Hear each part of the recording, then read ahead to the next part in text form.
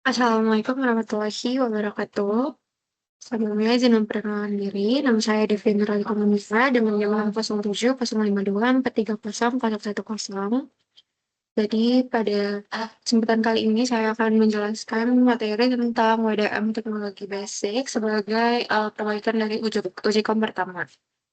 Nah, pada slide ini kita membahas topik utama yaitu Wavelength Division Multiplexing atau WDM yang merupakan teknologi komunikasi serat optik yang memungkinkan suatu kabel serat optik digunakan untuk mengirim banyak sinyal secara bersamaan.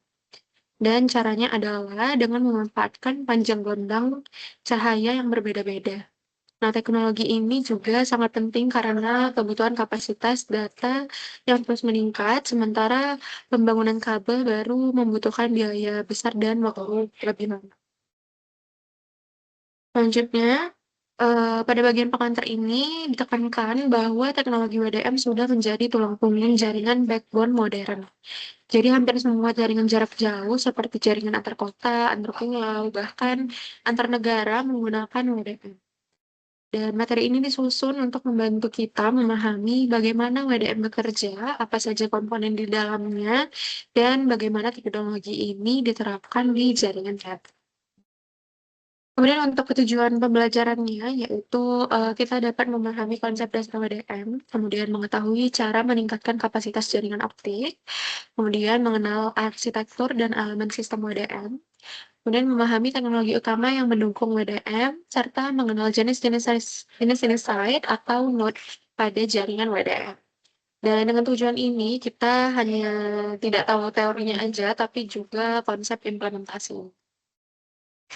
Baik, yang pertama itu materi WDM dibagi menjadi beberapa bagian utama di sini, yaitu ada pengenalan dan konsep dasar WDM, cara meningkatkan kapasitas jaringan, terus teknologi kunci dalam WDM, kemudian parameter optik penting dan jenis-jenis site WDM. Dan materi ini disusun secara bertahap dari dasar hingga tingkat lanjutan. Nah, di slide ini berjudul itu How to Increase Network Capacity, di mana untuk meningkatkan kapasitas jaringan ada beberapa metode. Yang pertama ada SDM, Space Division Multiplexing, di mana menambah jumlah kabel serat optik, dan cara ini efektif tapi mahal dan lambat. Kemudian ada TDM, Time Division Multiplexing, yang meningkatkan kecepatan transmisi, namun semakin tinggi bit rate, semakin kompleks dan mahal perangkatnya.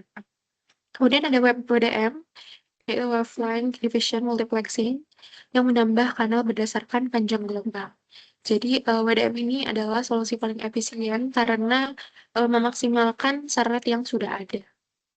Jadi what is WDM? Apa itu WDM? WDM ini bisa dianalogikan sebagai jalan raya yang bisa dibayangkan seperti jalan tol.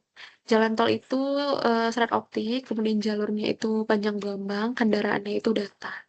Nah, jadi dengan WDM, satu jalan tol ini bisa memiliki banyak jalur sehingga banyak kendaraan bisa berjalan bersamaan tanpa saling bertabrakan. Nah, analogi yang kedua itu ada pelangi. Jadi cahaya putih sebenarnya terdiri dari banyak warna. Ketika cahaya itu melewati prisma, warna-warna tersebut juga terpisah. Jadi gitu juga dengan WDM. Satu serat optik membawa banyak warna cahaya yang masing-masing membawa data berbeda.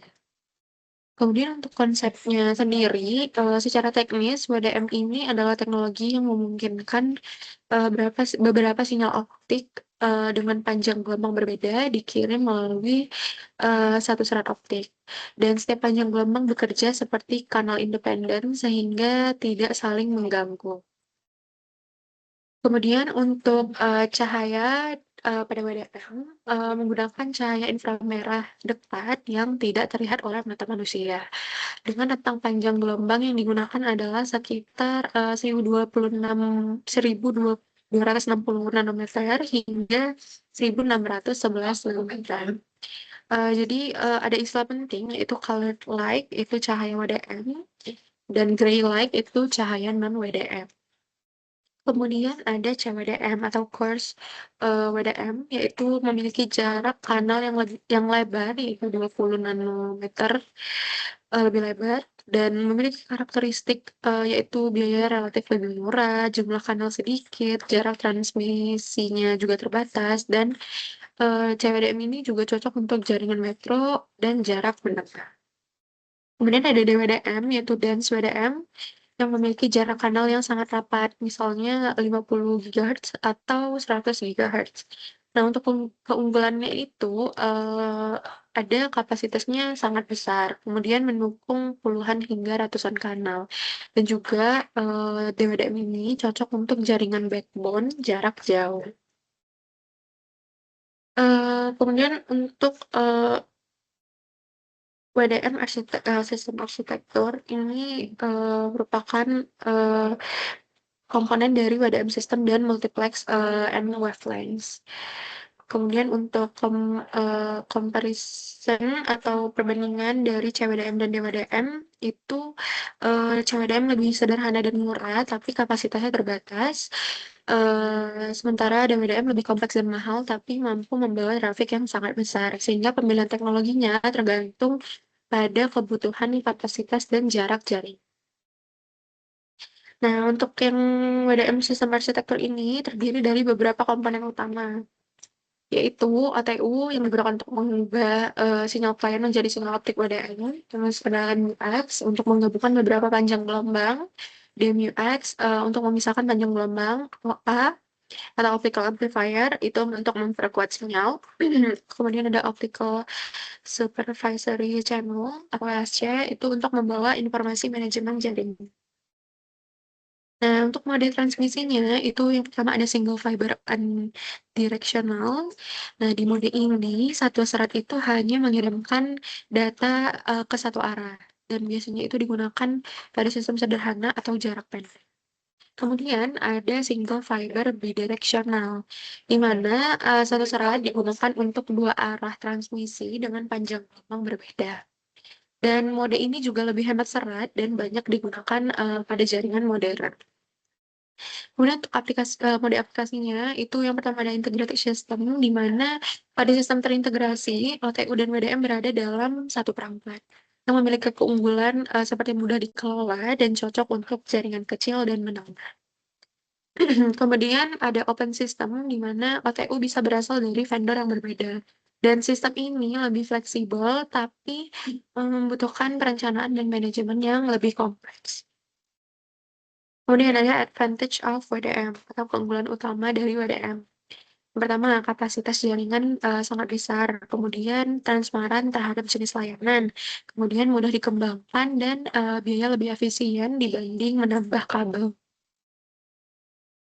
Kemudian akan membahas key technologies of the WDM system atau teknologi kunci WDM system yang meliputi sumber cahaya optik, multiplexing, dan demultiplexing, optical amplifier, supervisory, dan monitoring. Untuk requirement on WDM light source itu sumber cahayanya harus stabil pada panjang gelombang tertentu dan tidak mudah bergeser dan juga tahan terhadap pengaruh suhu. Untuk mode modulasinya terdapat dua jenis modulasi. Yang pertama non-coherent dan coherent.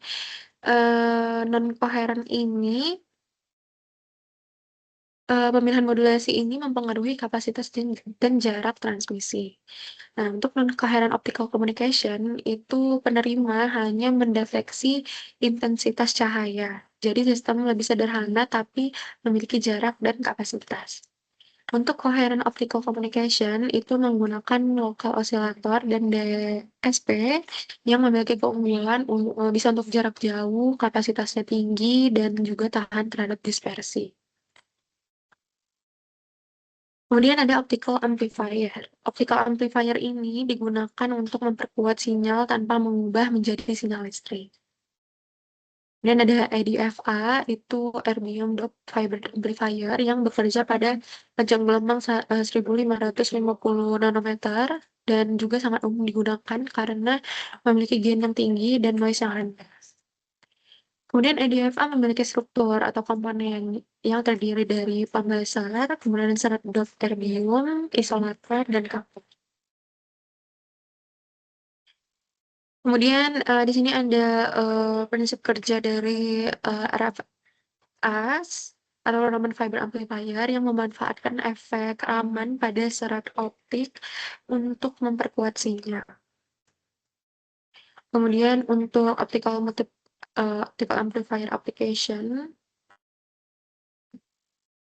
untuk optical amplifier application ini dia menggunakan sebagai booster amplifier, line amplifier, dan preamplifier.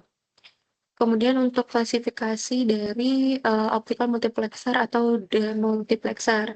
Nah, perangkat ini berfungsi untuk menggabungkan dan memisahkan panjang gelombang yang memakai teknologi yang umum seperti TFF, thin film filter, kemudian ada AWG, terus ada ADWSS.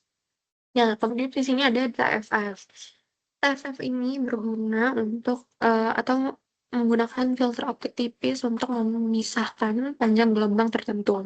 Jadi TFF ini juga cocok untuk sistem yang sederhana. Kemudian ada AWG. AWG ini memanfaatkan perbedaan panjang jalur pada gelombang dan umum juga digunakan pada sistem DWDM karena presisinya yang tinggi. Kemudian ada add or drop backlight selective switching atau ADWSS yang memungkinkan add atau drop panjang gelombang secara fleksibel dan remote menggunakan teknologi LCOS. Selanjutnya ada supervisory technologies. Jadi teknologi supervisory ini digunakan untuk monitoring jaringan, kemudian alarm dan manajemen sistem WDM. Nah, ada OSC. OSC ini memiliki karakteristik seperti yang ada di slide dan yang menggunakan panjang gelombang khusus untuk membawa informasi manajemen tanpa mengganggu trafik utama. Kemudian ada ESC yang memiliki karakteristik tidak membutuhkan panjang gelombang khusus karena informasi monitoring bisa dikirim bersama data lain. Kemudian ada basic element of VDM networking. Jadi di sini ada basic concept of the optical power. Dan di sini yang pertama ada receiver sensitivity, yang kedua ada overload point, terus ada penjelasan selanjutnya. Jadi basic konsepnya di sini itu receiver atau sensitivitas dari penerimanya itu harus memiliki daya yang rendah atau termasuk juga dengan bit errornya, bit error rate-nya juga. Kemudian overload point-nya juga memiliki indikasi yang sesuai. Jadi kalau misalkan keduanya ini juga menentukan apakah sinyal dapat diterima dengan baik. Kemudian ada optical power calculation yang total daya WDM adalah penjumlahan daya semua kanal dalam dBm yang menggunakan rumus 10 log n. Kemudian ada optical power budget yang menentukan jarak maksimum transmisi berdasarkan redaman serat dan daya perangkat. Kemudian ada optical power flatness yang merupakan perbedaan daya antar kanal harus diratakan agar tidak terjadi gangguan dan penurunan OSNR. Nah, di sini ada incident optical power, di mana daya masuk yang ke serat harus dibatasi untuk mencegah efek non-linear. Dan OSNR itu menunjukkan kualitas sinyal optik. Jadi semakin tinggi OSNR, maka semakin baik kualitas transmisi. Kemudian ada dispersion. Dispersion ini menyebabkan pulsa melebar dan dapat menimbulkan error. Jadi efek ini juga bisa bertambah seiring adanya jarak. Kemudian ada dispersion limited distance yang setiap kecepatan memiliki toleransi dispersi berbeda, yang jauh lebih toleran 100G lebih toleran dibanding 10G. Kemudian di sini ada nonlinear effect, di mana seperti SPM, XPM, dan FWM dapat merusak kualitas sinyal, jadi harus dikendalikan. Selanjutnya ada typical WDM site types. Jadi yang pertama itu ada OTM. OTM itu terminal jaringan. Kemudian ada OLA itu penguat sinyal. Kemudian ada FOADM itu sebagai add atau drop statis. Kemudian ada ROADM itu add atau drop secara dinamis. Kemudian EQ itu penyeimbang daya output. Nah, untuk kesimpulannya sendiri itu WDM itu teknologi utama jaringan backbone modern yang memungkinkan peningkatan kapasitas jaringan secara efisien. Sekian yang dapat saya sampaikan. Apabila ada salah kata dan salah pengucapan, saya mohon maaf. Wabillahi taufiq wal hidayah. Wassalamualaikum warahmatullahi wabarakatuh.